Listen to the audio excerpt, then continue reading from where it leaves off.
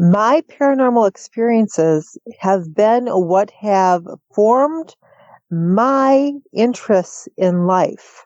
My first paranormal experience that I'm going to talk about is one that happened when I believe I was between 9 and 10 years old.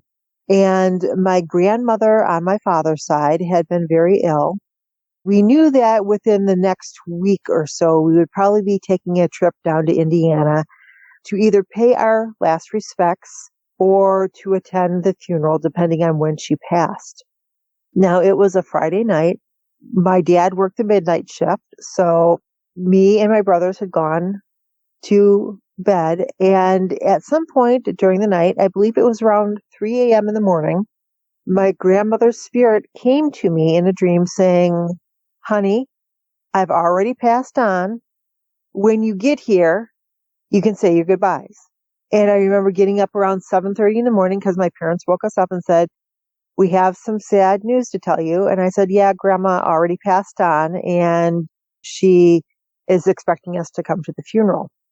And my parents were both very shocked and questioned me as to whether I had heard the phone call that came earlier that morning from my uncle telling my parents that Grandma had passed on. And I said, "No, she came to visit me and wanted to make sure that I knew that she had already passed, but not to be upset about it."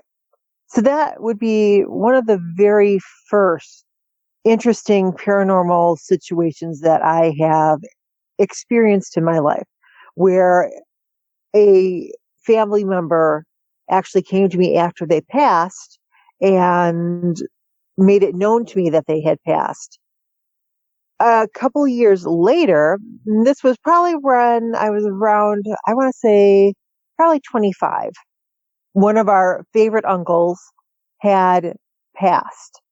Unfortunately, I couldn't go to the funeral that day because I had to go to work.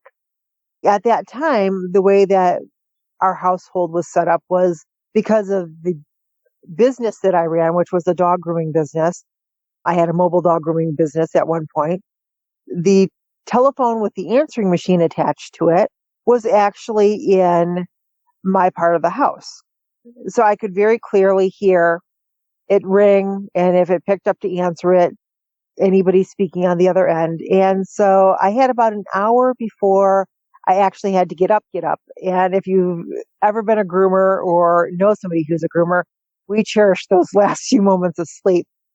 It was about an hour, like I said, before I had to get up, and suddenly the telephone started ringing. So I let it go to answering machine. The voice on the other side of the line was distinctly female and said, "We will meet you at the cemetery and we will see you there." And then the beep happened. I thought, oh, well, this was one of my family members from with outside of our house. So I got up and went and found my mom and I said, "Hey, somebody just called and said that they would meet you at the cemetery and they would see you there." And she asked, "Well, who was it?" And I said, "I don't believe they left a name." So I went down and I'm checking the caller ID, and there was no phone call that came in at that time period. I replayed the recording and there was no recording.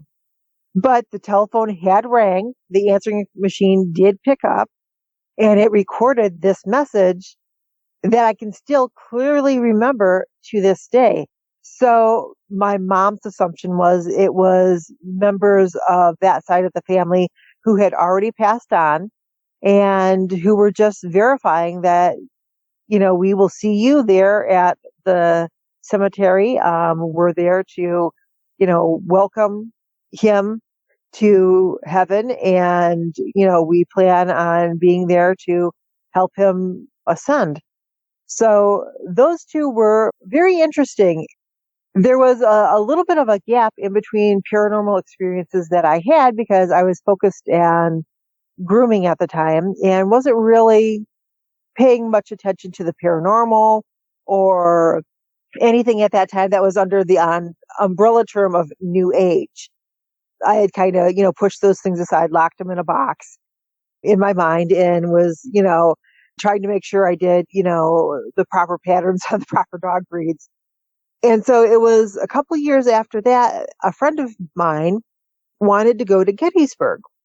I had been to Gettysburg several times. She had never been, and she was a huge Civil War buff. So for her birthday, which was 4th of July, I said, okay, we're going to Gettysburg. So we set off for Gettysburg and we were having a wonderful time. And we thought we would be really cool and we would go. We were there for like a Thursday, Friday, Saturday, Sunday. So we decided Saturday night we would go up onto the top of Little Round Top. We were there several times, but we decided we would do this right before dusk because that's when she thought you could probably see spirits moving around. We were standing in the middle of the pathway for Little Round Top. There was a couple of people over in the Citadel, and that was about it. And so we're looking down across the hillside into the valley and up into what would be the Devil's Den. And as we're watching out over this and we're, trying to, make sure we can see everything, and I've got my camera, all of a sudden this red glow swells up from the stream or the gully that ran through the Devil's Den and Little Round Top area. It sweeps up the hill to almost the top of Little Round Top, and then just as quickly it flows back down and goes back into the ground. And she looked at me and she said, "Did you see that?" I said, "The red glow that came up the hill and then went back down?" I said, "Oh yes, I saw that." And she said, "What was that?" Because she had never, ever done any paranormal investigating, anything with the paranormal. I said, "I believe that was a sign of the paranormal activity of all the lives that were lost during the Battle of Little Round Top. I believe that was just the spirits showing that they're here." And then she wanted to go back to the hotel, and she was on pins and needles for the rest of the time we were there. We went from Gettysburg to like Hershey, Pennsylvania, and we're like trying to cancel that experience out with chocolate. So for her, it was not what she expected. Really made the hair stand up on the back of her neck. And the thing about it, it was 4th of July, but there weren't any fireworks going off anywhere near that park. You couldn't hear fireworks. You couldn't see fireworks in the distance anywhere. And there is a large tree coverage that kind of canopies over the top of Little Round Top. So I can immediately say that it was not any type of fireworks that we saw, because just the way that it swept up, swept back down, there was no booms, there was no lights overhead, there was none of this. So I do think it was the paranormal spirits that were just showcasing themselves. I do not believe it was fireworks at all. That one was what reopened my interest into the paranormal of, okay, if they can do that, what else can they do? So a couple of years later, my mom and I took a trip to visit one of her friends in Pennsylvania. And this was during the wintertime. And as I often do, I set up the itineraries for our trips or my trips with anyone. And we decided we would stay in Gettysburg for the night because there was a 101 paranormal investigation class for the Farnsworth house that particular evening. So got myself registered for it. And at that time I was doing travel writing. So they were thrilled to have me do a article about the ghost class that, they were holding. And everything went pretty smoothly. At one point after we were done with all of the education portion of the class, then we could go out and take pictures in different locations that were haunted. Now, we obviously, were taking the pictures, and this was back at the time of just having the first basic models of digital cameras before they even had the really good cameras on the cell phones. That was years to come down the line. But at this one particular location, a gentleman who was a part of our group decided that he would offer a tobacco cigarette to whatever deceased soldier would like to come and take it. He lit the cigarette and he was holding it out in, I want to say it was his left hand.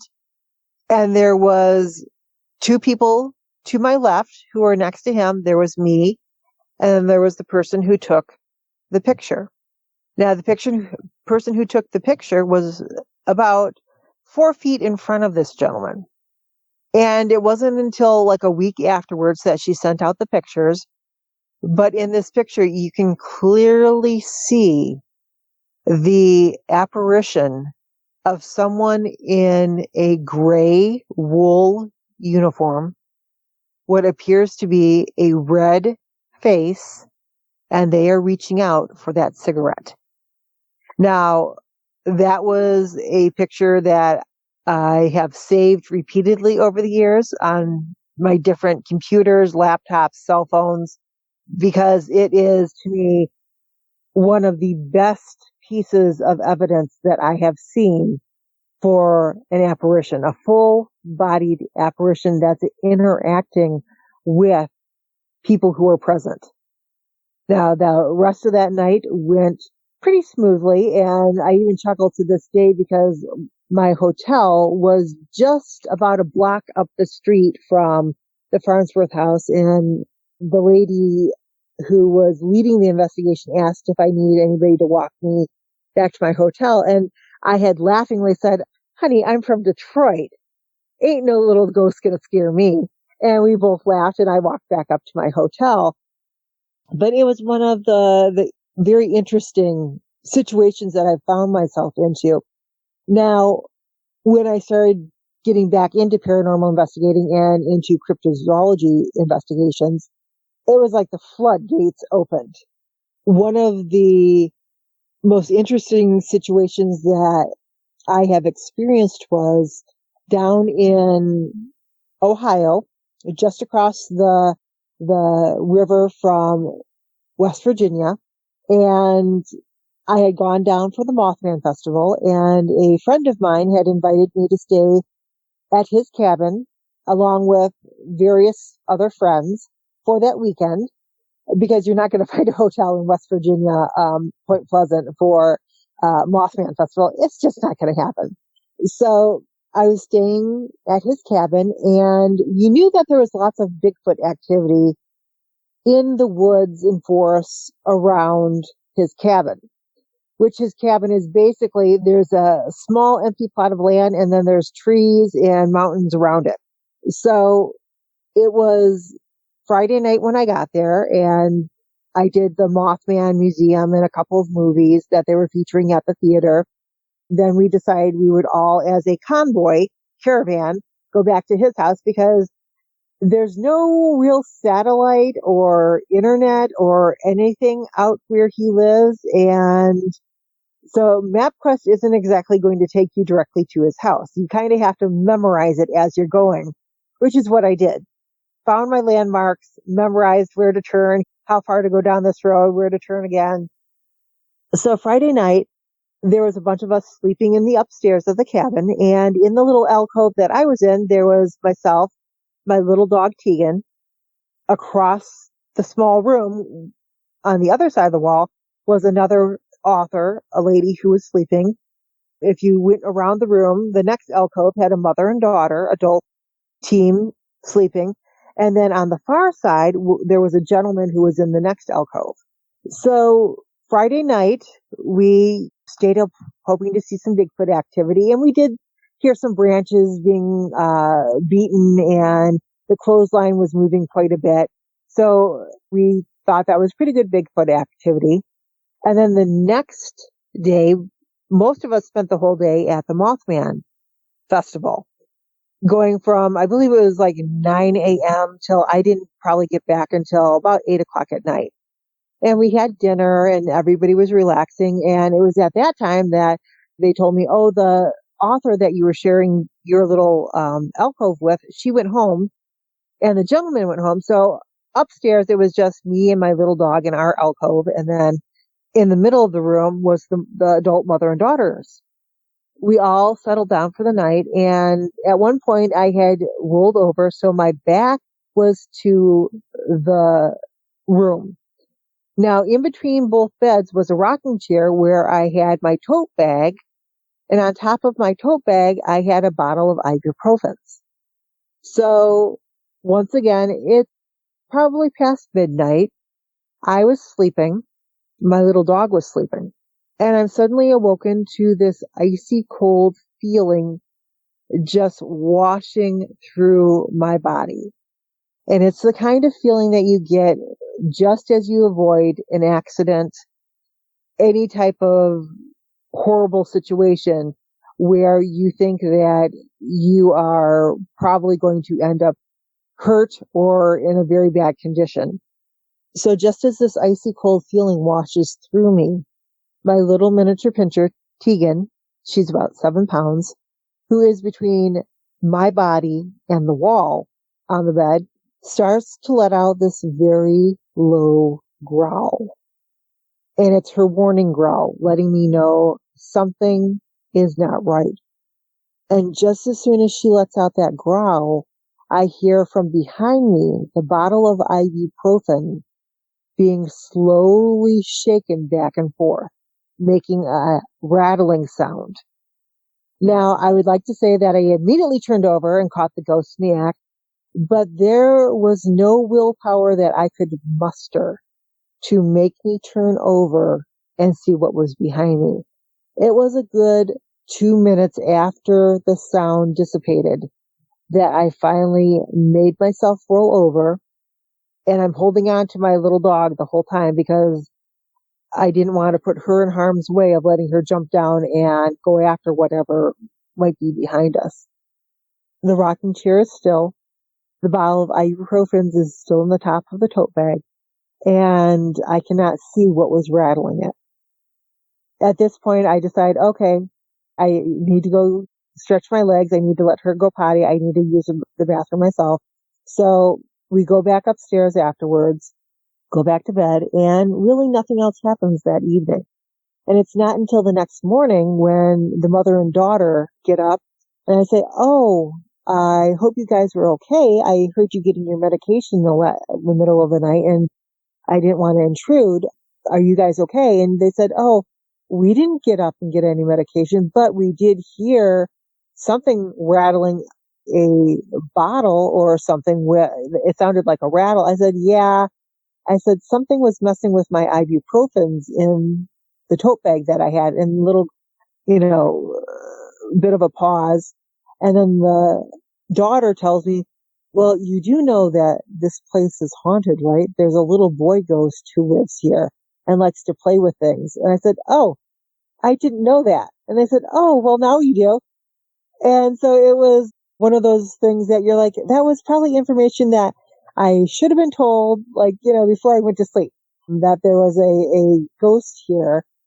But nevertheless, it was a very interesting situation where the ghost chose to interact with not only me and not only the dog, but the ibuprofen bottle and, made its presence known. So I have not since stayed at the cabin, just because I have not been back down to the Mothman Festival. I just haven't had the opportunity to go back down there. But that was what I consider a major paranormal experience. Now, the next experience that I'm going to talk about, this happened within, I want to say, the last 4 or 5 years. It was before COVID, I believe.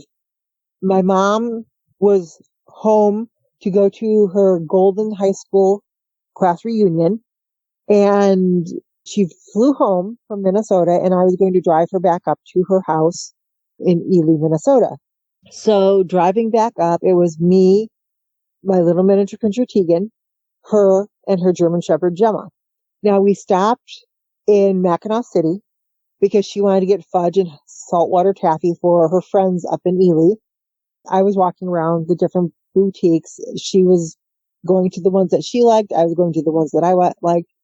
So before we got back on the road, I thought, okay, I'm just going to go into the public restroom.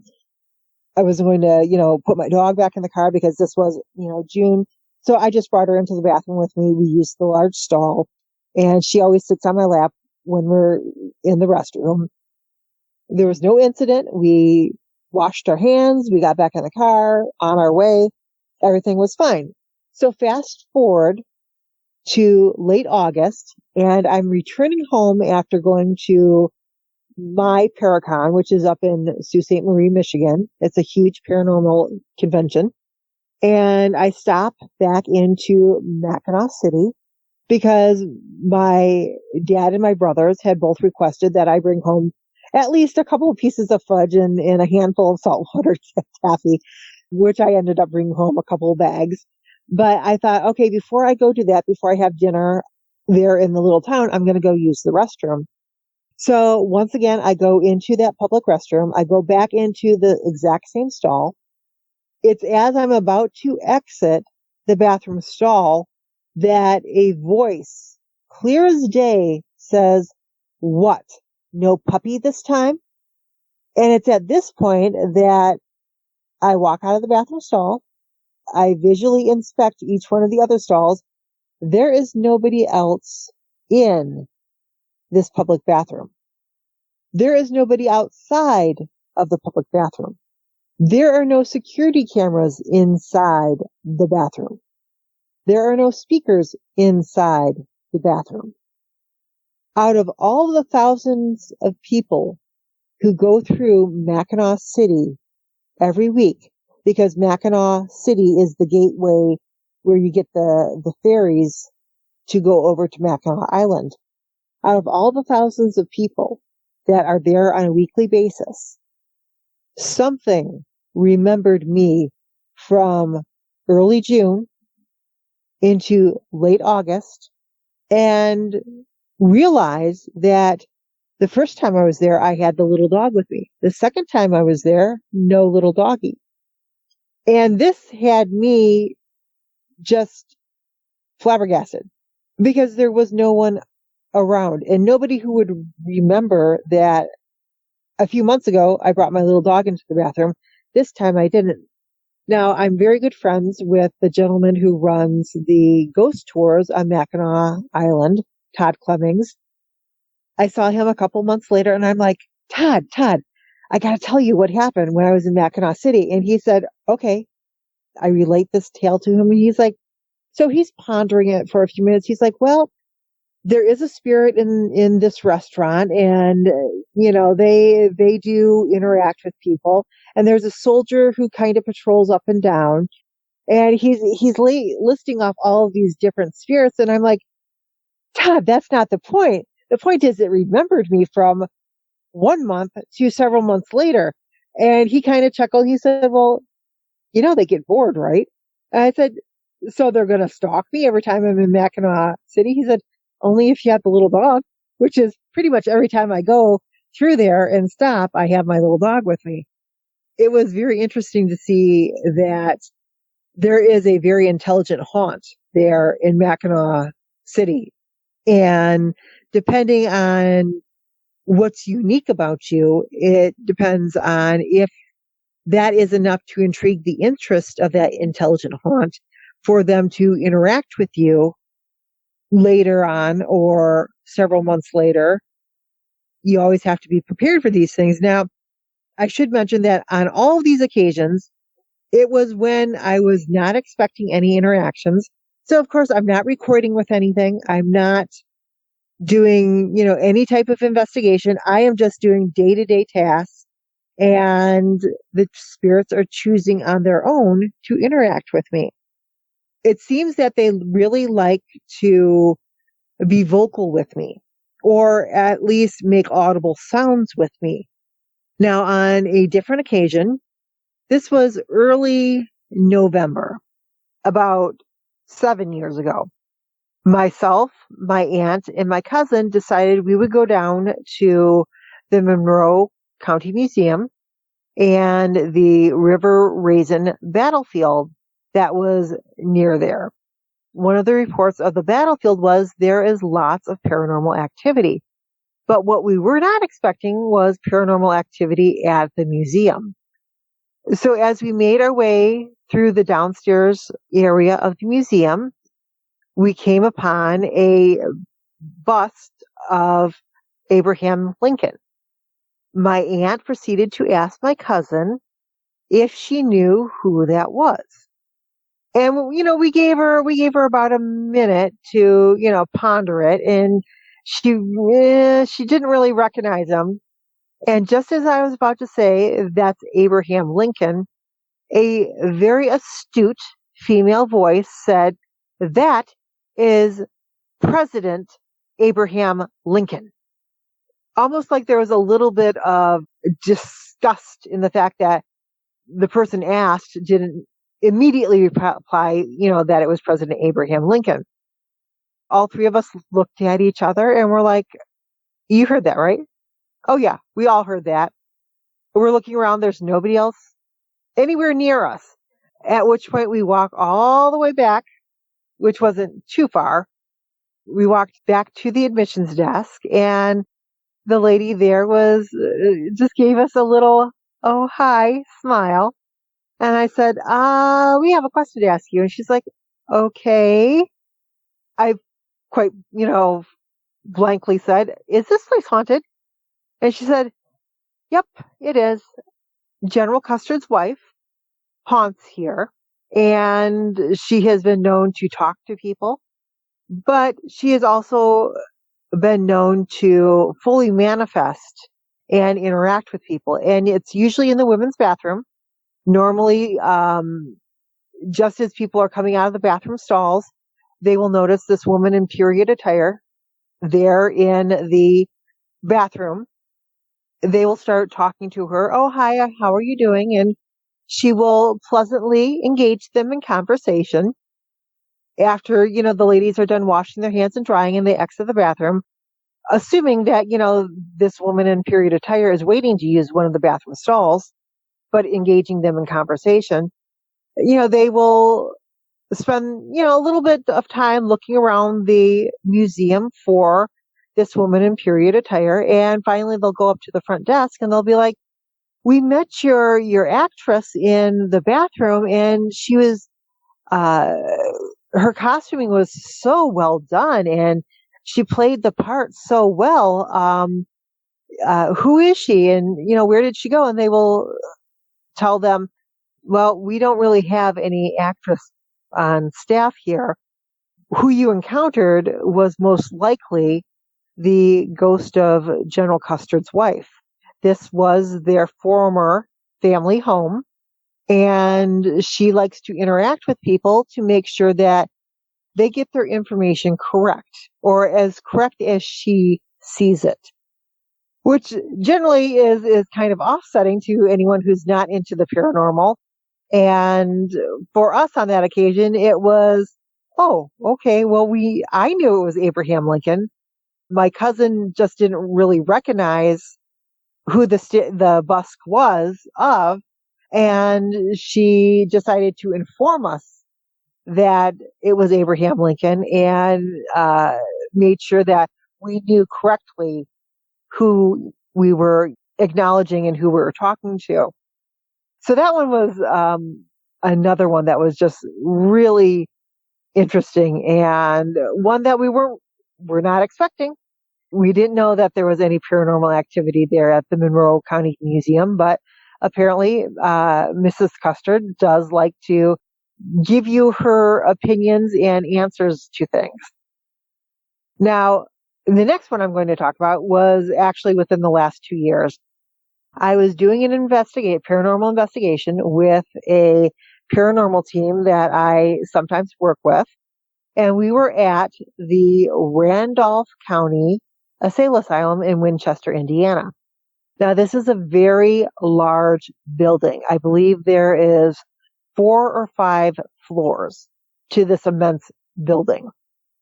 And at one point, I broke away from some of the groups because I do like to do my investigations by myself so that I know there's no interference, there's no voices or or anything from team members that are tarnishing my investigation. So I went down into the kitchen area, which is said to be haunted by the cook who used to live there and used to cook there.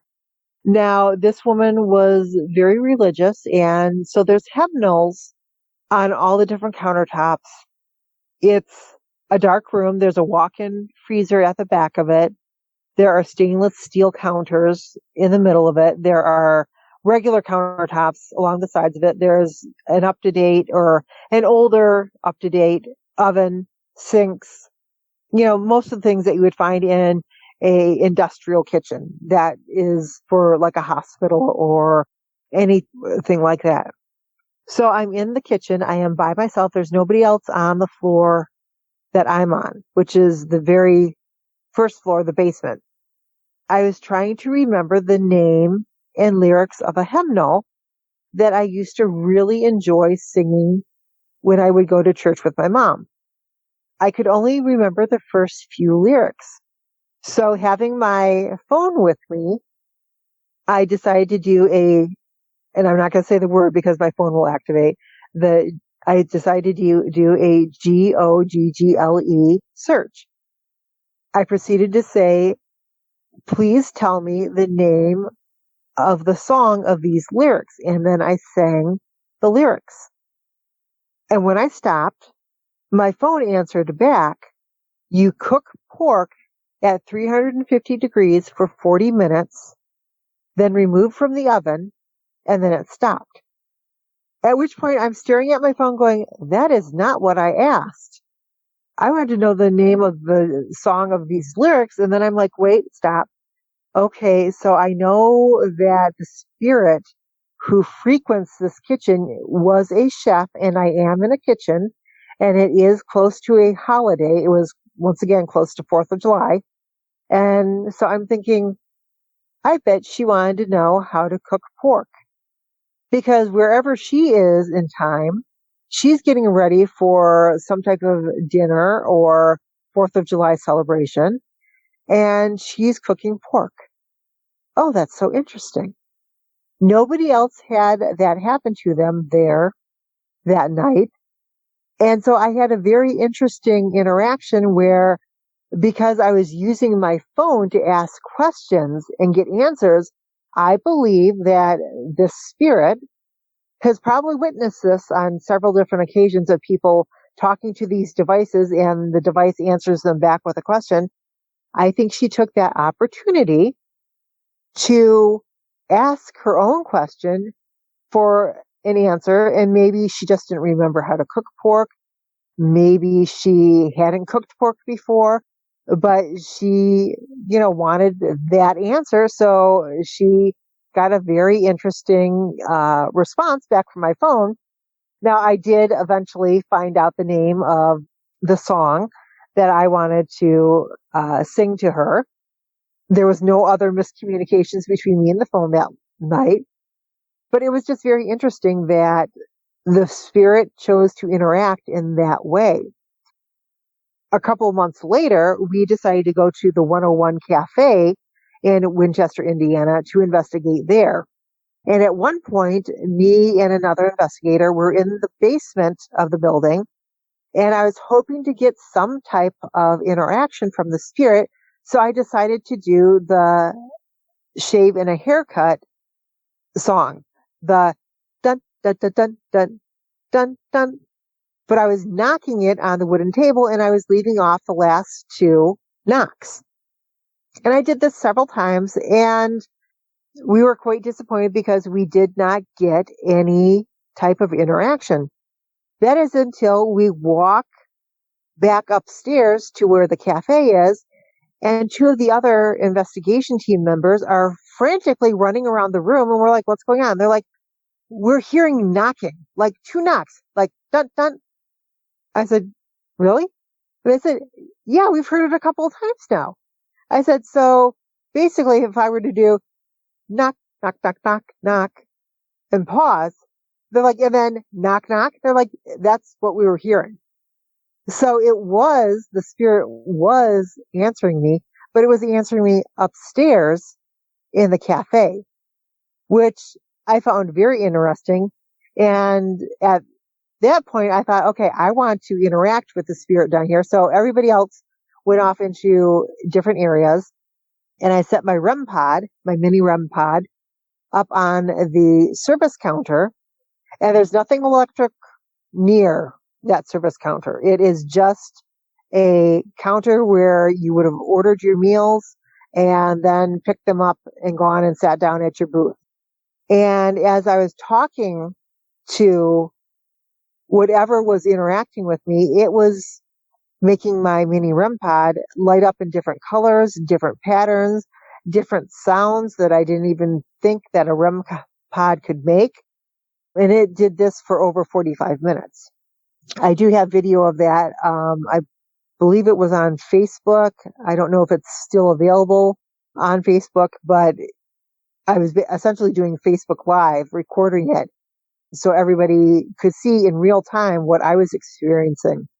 So this was a very interesting, situation where we were asking the spirits to interact with us. And once again, they chose to interact with us how they deemed it to be, to their liking, which was another floor up and responding to the knock knock or interacting with my REM pod. Since then, it's, I always try to be aware of any situation I go into that there could be paranormal entities around and something might want to interact, but I certainly don't walk around with my phone on record or easy voice recorder or video camera or ready to take pictures, because you just never know when something is going to choose to interact with you. And I think that is part of the fascination of it. And the interesting part of it is we do not tell them when they can interact. They interact when they choose to with us. And it's when they do those interactions that they catch you off guard. But if it were so easy to communicate with them like it is a normal living person, I think some of the interest, some of the fantasticness of this would go away, and people would not be as in tune to pay attention to the paranormal as they are at this time in history. I never expect to have a paranormal encounter, but when I do, it's always something that nobody has ever, explained or experienced or experimented with. And I always feel that it is a once in a lifetime opportunity when you do get those experiences and you get to learn from them.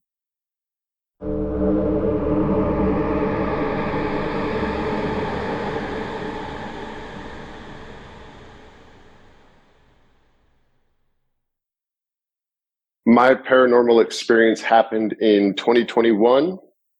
It started back when my ex-girlfriend and I were going to go hiking in the Cascades at Lake Ingalls to go see the larches. And we were driving there. It was a nice sunny day. Weather was changing. And we showed up, got to the trailhead. It was a one-day climb to our campsite and then another day climb to the lakes we wanted to go see. There was really nobody else out there. There was one other hiker we saw that day, but we didn't see anybody else. When we made it to the campground that we were going to stay at in the mountains, there was really nobody there. So we found this really cool peak right next to this big cliff ledge that was about 100-foot drop, give or take, into this valley that went across to this other mountain across from where we were camping. So you could see that with our view. And when we got there, we were setting up camp, having a good time, kind of exploring a little bit, jumping around after we set everything up. And we were sitting there on the ledge, and she sits and looks down at her lap and sees that there's these half-burnt incense that you use to make a room smell good or whatever you want to use them for, just sitting on her lap. She's like, "Why did you just put these on my lap?" And I thought she was joking with me because who brings incense on a camping trip into the woods? I was like, I didn't bring those incense. Where did those come from? And she says, you just put these on my lap. Why are they on my lap? And so I'm kind of thinking she's toying with me, joking around. So we're kind of ignoring it. I was like, I didn't bring those, but well, I don't know. Maybe did you find them and pick it up and not realize it? And now they're just on your lap while you're playing with it or something. And she was confident that she didn't bring them, that she didn't find them. And I definitely didn't put them on her lap. And while we're hanging out there, it's starting to get dark at this time. And all these mountain goats, maybe a herd of 12 or 15, I didn't count them, but they, with their babies, all came up to our tents and just started sleeping and laying down and just hanging out right around our tent. They were almost like a pet. You could go right up to them. They weren't afraid of you. Their babies right there. They were the size of a baby puppy. I mean, they were young, and they were just hanging out with us, didn't leave our tents at all. And we thought that it was really cool. So we were taking pictures, and we didn't touch them, but you definitely could have. I did try feeding one, but didn't eat the food I gave it. After that, we're thinking this is really cool. It's finally dark, the sun set, and it was a clear night. So the moon was lighting up everything enough to where you didn't need a flashlight or anything like that. And we're sitting on the cliff ledge right next to our tent with our feet hanging off the cliff ledge, just looking out at the valley. And I see these 3 orbs. I don't know how big they were because they were about 1,000 feet across the valley from us, but they were 3 orbs in the shape of a triangle. So one at the top, 2 at the bottom, all equally spaced apart. They just showed up there, and then they would all zoom into the center of the triangle and spin around and then go back out into the triangle shape and then zoom in, spin around and go back out. And I'm looking at this thinking, what is that? My ex-girlfriend, she's looking at it and she goes, are you seeing what I'm seeing as well? Or am I just imagining this?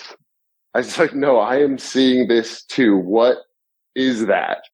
And so initially I'm thinking, oh, this is aliens. I don't know what this is, but they just kept going into the center, spinning around, going back out. And then eventually after we're watching them, she's kind of getting scared. She's like, I want to go back to the campground. I was like, this is either aliens or this is Bigfoot. I don't know. I've heard Bigfoots can shapeshift into orbs. But I've also heard that Bigfoots are kind and are nice to humans and play pranks on them. I've just heard a bunch of different things. I haven't really had any other experience than this. And so I'm thinking, well, this is really cool. We have to keep watching this. And she's saying, let's go. And I was like, well, let's just see what happens. I didn't have any fear. I just was intrigued. And then after these orbs did a final spin in the middle of the triangle and went back out to a triangle, they just zoomed off, like up into the sky, just gone. So then it's totally dark now, other than the moonlight. And she's like, okay, let's just get out of here. I don't know what that is. I was still intrigued. I felt like, oh, this could be a Bigfoot because I'm feeling really at peace and who knows what this is. And as we're sitting there, it's about 100-foot drop from the cliff to the ground, and it's a valley. So nothing could be directly in front of you unless it was floating. As we're sitting there in the dark, I'm starting to imagine, okay, if this isn't aliens and it is a Bigfoot, I started envisioning, like, what if I saw a Bigfoot, however tall they are, I don't know, standing right next to me. And that idea actually started to kind of scare me a little bit. And I was like, what if that does happen? I'm going to actually freak out. And as I'm thinking that and starting to get worried, about 20 feet in front of me in the pitch black air, straight horizontal, so it had to have been floating off the ground, this creature or something started laughing. And that's when it scared me to where I grabbed her and I was like, okay, let's go. My hair stood up on the back of my head. It scared me the most. And we just booked it up the little hill from the cliff to where our tents were. And when we get back, all the mountain goats are still there with their babies. And we are getting ready for bed, talking about this, still kind of freaked out. When we end up going to bed, I'm laying there. She eventually fell asleep before me. And I'm laying there on my belly. And then my air mattress just got a leak. which has never happened, but it does happen to air mattresses, but it hasn't happened to me before. And it just started going flat. So I was sleeping on the bare ground. And then as I'm laying there in my tent, she's asleep. It felt like a hand, someone or something put their hand on my back. And I yelled, I was like, what was that? Something just grabbed my back. And she's freaking out. She's like, what's going on? What's going on? I was like, something just grabbed my back. And she's freaking out. I'm scared. Look outside the tent. There's nothing but the mountain goats and their babies all around us. The next thing, you know, when we wake up in the morning, the thing that woke me up was one of the mountain goats pushing its head into the tent and kind of like bumping me, which startled me. But then I realized it was just the mountain goat in the morning. And so we wake up and we're just kind of getting ready to go to the hike to finish up at the end of the lake. But as we're going around, we noticed that where we were camping had all of these arrows carved into these rocks that like pointed and kind of guided you to where we were sitting on the cliff that night. And at that cliff spot, there's an upside down triangle carved into the stone right next to the ledge of it that was about a foot wide by a foot in the triangle. And it was carved into it. So it was like a hollowed out pyramid into the stone, if that makes sense. It pointed directly at where we saw those orbs that were in the shape of a triangle, then going together and spinning that night. And so we have no clue what it was, not sure. It's still up in the air for me. I don't know if it was a Bigfoot. I don't know if it was aliens.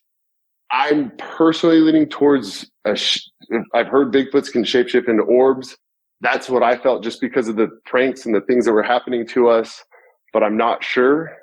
She can tell you the exact same story. What we saw, we don't know to this day, but it did freak us out. It's the only paranormal experience I've ever had of anything of that nature, but that's my story. If you've had a paranormal experience and would like to be a guest on the show, please contact us by going to myparax.com. That's myparaex.com. Thanks for listening.